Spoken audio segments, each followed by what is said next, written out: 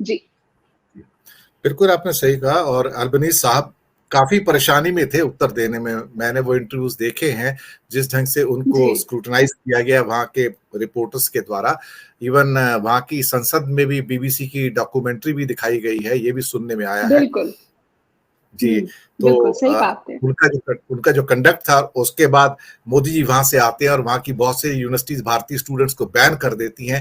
तो ये रियलिटी है कि मोदी जी वहां से क्या लेके आए हैं, देखा जाए उसमें भारत का भी दोष है। कई हमारे स्टूडेंट्स इस ढंग से बिहेव भी कर रहे हैं, कई जगह से लोग फ्रॉड भी कर रहे हैं, ये हमारी छवि बाहर जाती है। जी बिल्कुल। और एक चीज जोड़ देना चाहूंगी कि ये जो मोदी शो वहां पर हुआ ऑस्ट्रेलिया में, ये कहीं ना कहीं आरएसएस प्रायोजित था। तो जी ये कितने बिल्कुल। शर्म की बात है जब हमारे देश के प्रधानमंत्री गए और यहाँ उतनी बड़ी भीड़ वहां उनके सामने खड़ी है, और इस तरह की बातें फिगर सामने आते हैं कि ये आरएसएस प्रायोजित था। तो सिर्फ और सिर्फ पीआर बटोरने के लिए, कर्नाटक की हार की झेप मिटाने के लिए अगर ऐसा किया गया था, तो ये बेहद शर्मनाक है। वहां पर रहने वाले भारतीय मूल के लोगों को भी पता है, चाहे वो ऑस्ट्रेलिया में हो, यूएस में हो, यूके में हो, कनाडा में। जी ये आपकी बात बिल्कुल सही है। ऑस्ट्रेलिया की 8 लाख की पॉपुलेशन है, जिसमें 45% हिंदू हैं, 21% सिख हैं, क्रिश्चियन 10% है, मुस्लिम 7% है और बाकी 13% है। एक बात तो ठीक है कि यहाँ पर ज्यादा करके वो हिंदुओं को ही बुला रहे हैं, वहां पर ये पूरी क्रिश्चियंस मुस्लिम्स उसमें पार्टिसिपेट नहीं कर रहे हैं। और हिंदू स्वयं सेवक संघ जो आरएसएस की फॉरेन शाखाएं हैं, वो इसमें एक्टिवली पैसे लेकर लोगों को बसों में, फ्लाइट्स में लेके वहां तक क्या कहते हैं कि स्टेडियम तक लेके आए हैं। एक चीज और मेरे सूत्रों से मुझे ज्ञात हुई है कि मोदी जी को स्टेट गेस्ट पहली बार बनाया गया, पहला आमंत्रण उनका अमेरिका में अभी जो हुआ है। लेकिन एक वादा भी लिया गया है, क्योंकि पिछली बार हमारी बहुत जग हंसाई हुई थी जब हमने उनके पॉलिटिकल सिस्टम में इंटरफेयर करने की कोशिश की थी। अब की बार ट्रंप सरकार, ये नारे लगे थे वहां पर। और जो कहीं ना कहीं आरएसएस की जो अमेरिकन शाखा है, हिंदू सपोर्ट सिस्टम जो भी है, उन्होंने ये सब करवाया था ट्रंप को सपोर्ट करने के लिए। तो जिसको शायद वहां की प्रेस ने भी, मीडिया ने भी और वहां के लोगों ने, सिविल सोसाइटी ने भी, सरकार ने भी शायद उसको बहुत काइंडली नहीं लिया। और इस बार कहा गया कि आप कोई भी ऐसा कार्यक्रम नहीं करेंगे जहां पर आप इस किस्म का कोई भी इंक्लिनेशन देंगे, जहां पर आप किसी पर्टिकुलर पॉलिटिकल डोमेन को सपोर्ट करते हुए नजर आए कि ये आए या वो आए। तो ये शायद एक प्रतिबद्धता जो है उनसे ले ली गई है पहले से कि किसी भी किस्म की ऐसी हरकत वहां पर नहीं होनी चाहिए। एक चीज नजर आती है वहां पर, खासतौर से मैंने भी नोट की है कि एकेडमिक तो जो इंस्टीट्यूशन है वहां राहुल गांधी जा रहे हैं, लेकिन जैसे कि ब्रिटेन के अंदर चैथम हाउस में गए थे, अगर अच्छा होता वहां पे उनको कुछ और बड़ी इंस्टीट्यूशंस हैं, कैपिटल हिल से कहीं कोई सपोर्ट मिल जाता, या कहीं किसी और बड़े गवर्नमेंट की ओर से उनको एक कॉफी के ऊपर बुला लिया जाता, या फिर कार्नेगी या थिंक टैंक्स उनके दूसरे हैं, ब्रुकलिन्स वगैरह हैं, वहां पर उनको अगर आमंत्रित किया जाता तो शायद ये और ज्यादा पावरफुल हो सकता था। ये मैं सोचता हूं। आप इसके बारे में क्या सोचते हैं कि डायस्पोरा क्या कहता है? हाँ बिल्कुल, आपकी बात सही है। लेकिन ये जो आपके विचार हैं, मुझे लगता है कि इस तरह की पॉसिबिलिटी जो है फिलहाल वहां पर नहीं बन पाएगी, क्योंकि वहां पर भी चुनाव का वक्त है। और जो राष्ट्रपति जो बाइडेन है या फिर ट्रम्प का जो कंट्रोवर्सी चल रही है, बहुत ही क्रूशियल है वहां पे।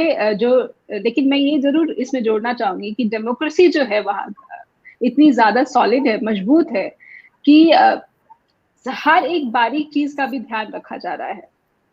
जी स्टेट गेस्ट बनाए गए हैं प्रधानमंत्री नरेंद्र मोदी, क्योंकि पहले से प्रपोज था। ऐसा नहीं है कि आउट ऑफ द बॉक्स कहीं से अचानक से आ गया है क्योंकि चुनाव है।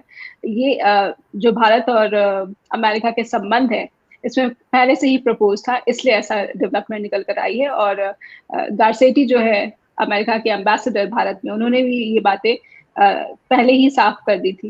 लेकिन राहुल गांधी के लिए जिस तरह की आपने पॉसिबिलिटीज की है, तो मुझे नहीं लगता कि ऐसी कुछ संभावनाएं हैं, क्योंकि कुछ कंट्रोवर्सीज जो है, आपको पता ही है कि पर्सनालिटी ड्रिवन पॉलिटिक्स की जब बात आती है, तो नरेंद्र मोदी का नाम जो है उस लिस्ट में टॉप पे चलता है। तो कहीं ना कहीं आप जो बाइडेन का भी जो बॉडी लैंग्वेज, आप शायद अंतर्राष्ट्रीय फोरम जहां जहां पर भी ये दोनों देश के नेता मिलते हैं, तो आपने देखा ही होगा किसी भी देश के जो राष्ट्र प्रमुख है, मुझे लगता है कि जब प्रधानमंत्री नरेंद्र मोदी की बात आती है तो उनका थोड़ा सा जो है बॉडी लैंग्वेज चेंज हो जाती है। ये मेरा अपना खुद का आकलन है। हो सकता है कि क्योंकि आर्थिक मोर्चे पर दुनिया के जो तमाम देश है एक संघर्ष की स्थिति से गुजर रहे, एक संक्रमण की स्थिति से गुजर रहे हैं। और भारत में, क्योंकि हम दुनिया में नंबर 1 पॉपुलेटेड कंट्री हो चुके हैं, तो जहां जितनी संभावना है वो भारत में ही मौजूद है। तो पॉलिटिकली इन्वॉल्वमेंट नहीं दिखाना चाहते हैं, चाहे वो यूएस हो चाहे भी दूसरे देश जो हो, वो पॉलिटिकली इन्वॉल्वमेंट नहीं दिखाना चाहते। और जो आपने कहा कि प्रधानमंत्री नरेंद्र मोदी से पहले से ये प्रतिबद्धता ले ली गई है, वो होना भी था, क्योंकि चुनाव का वक्त है और जो बाइडेन सरकार नहीं चाहते कि किसी भी उस मुद्दे पर जिस पे ट्रंप आरोपों का सामना कर रहे हैं, उनको भी इस तरह के किसी तरह के आरोपों का सामना करना पड़े। जी, एक आखिरी सवाल आपसे। मोदी जा रहे हैं, थोड़े दिन पहले ही अमेरिकन गवर्नमेंट ने रिलीजियस फ्रीडम के ऊपर अपना डॉक्यूमेंट रिलीज किया है। प्रेस फ्रीडम और डेमोक्रेटिक रैंकिंग की बात हमेशा होती रहती है, जहां इंडिया लगातार स्लाइड कर रहा है। इसी के साथ कोई आखिरी टिप्पणी आप ऐड करना चाहें, जो फीडबैक आपको मिल रही है अमेरिका से कि हाउ पीपल आर रिएक्टिंग, और क्या कुछ वहां से निकल कर आ रहा है भारतीय डायस्पोरा के द्वारा, जो भी आप ऐड करना चाहें। आखिरी सवाल आपका। इसमें मैं ऐड करूंगी WFI को लेकर जो फिलहाल भारत में चल रहा है, जो स्थिति बनी हुई है। और सबसे ज्यादा जो डिस्टर्बिंग दृश्य थे वो हर की पौड़ी से थे, हरिद्वार के।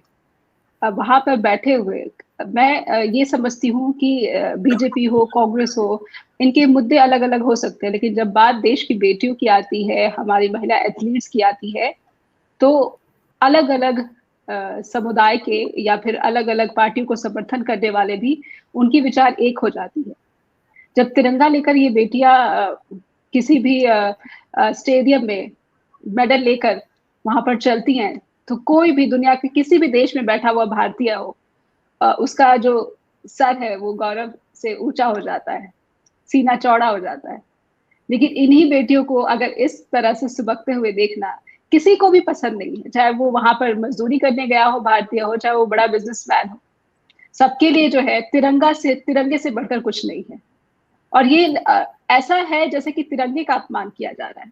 क्या बृजभूषण शरण सिंह इतने ही दमदार, इतने ही ताकतवर हो गए हैं कि इन बेटियों के मेडल को गंगा में बहाने तक की नौबत आ गई थी, प्रवाहित करने की नौबत आ गई थी, लेकिन कोई एक्शन नहीं लिया गया है।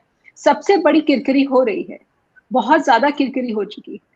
और ये भारतीय मीडिया जो है, और सबको पता है कि ये जो देश में मेन स्ट्रीम मीडिया वो नहीं दिखा रहा है, बल्कि एक फेक तस्वीर जो इन बेटियों की हिरासत के वक्त जो उनको बस में बिठाया गया था, वो स्माइल करते हुए, लोग समझ रहे हैं कि आप उनको एक बदनाम करने की, जो जैसे आपने शुरू में किया था किसानों के वक्त, किसान आंदोलन का जितना प्रभाव भारत में था, उससे ज्यादा प्रभाव बाहर विदेशों में रहने वाले भारतीयों के बीच में था। और कहीं ना कहीं इन बेटियों का जो मसला है, इसका प्रभाव भी वहां पर धीरे धीरे वो सुलगना शुरू हो चुका है।